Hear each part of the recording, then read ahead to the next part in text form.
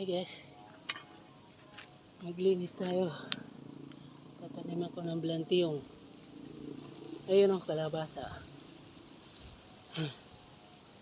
Pagod guys.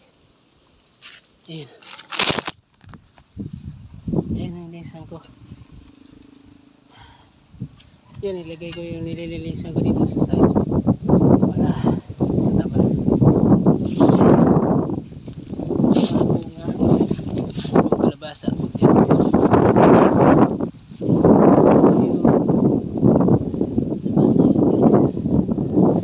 Magsipag lang guys. May ani din. Bunga pa. Ayan o. Laki na. Tsaka mapinggan. I-update ko kayo pag malaki na yung pupo guys. Ito, tataniman ko to. Ayan. Kalabasaan ko to guys.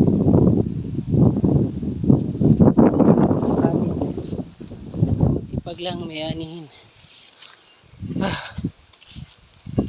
Mainit na. Ayan o. Ito, lilinisan ko to. Ayan. Tataniman ko to ng blantiyong at saka sitaw at saka malia. Maliit lang to guys. Para may ulamin. Mahalin na ngayon, mahal na yung gulay. Kaya magtanim tayo mga ka-province life. Napagod pero laban lang. Yan talaga ang kailangan natin. Ayun o, tinanim ko yan. Mag 2.5 na buwan na yan. Namunga na. Yan guys, yung kalabasa. Malaki, 4 yan. Makabinta na ako. Kuha na to yung kilo dito sa amin.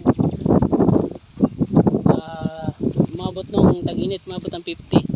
Ngayon mga 30 siguro, 40. Hanggang dito na lang guys, bye bye.